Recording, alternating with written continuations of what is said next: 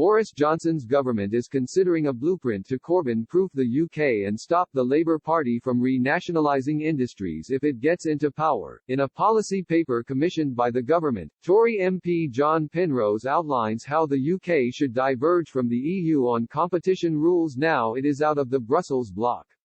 His 70-page report says leaving the EU could act as a springboard of renewed energy and dynamism to seize new opportunities, outlining his proposals at an event hosted by the Centre for Policy Studies think tank today. The Conservative said Brexit also marked a good moment to protect Britain from the plans of any future incoming Labour government.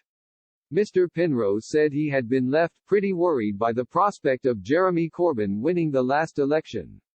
He said, "We were faced with a Labour Party in particular, that was gung-ho for renationalising previously privatised industries, on everything from rail to broadband and all sorts of other things, including the energy sector as well." In the 2019 general election, the Labour Party proposed a radical nationalisation programme. The party committed to placing Royal Mail, all rail companies, all energy supply networks, broadband, and water and sewage companies, into public ownership. The Confederation of British Industry estimated the plan would have cost the UK an initial £196 billion. Last year when running for the Labour leadership, Sir Keir Starmer recommitted to renationalising industries if he became Prime Minister. He said, "Public services should be in public hands, not making profits for shareholders.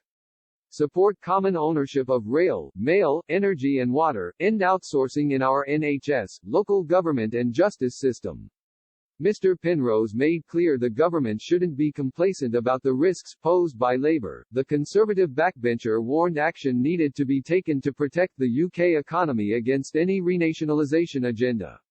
He said, "You realise that actually some of the things we take for granted like competition and consumer choice are potentially under threat unless we do something to lock them in. We need to ensure they are permanently, irrevocably and practically working well enough that they stop being a political football." Mr. Penrose called on Boris Johnson to make sure privatised industries were operating efficiently so they aren't a part of the regular political sandpit that ambitious politicians will want to play.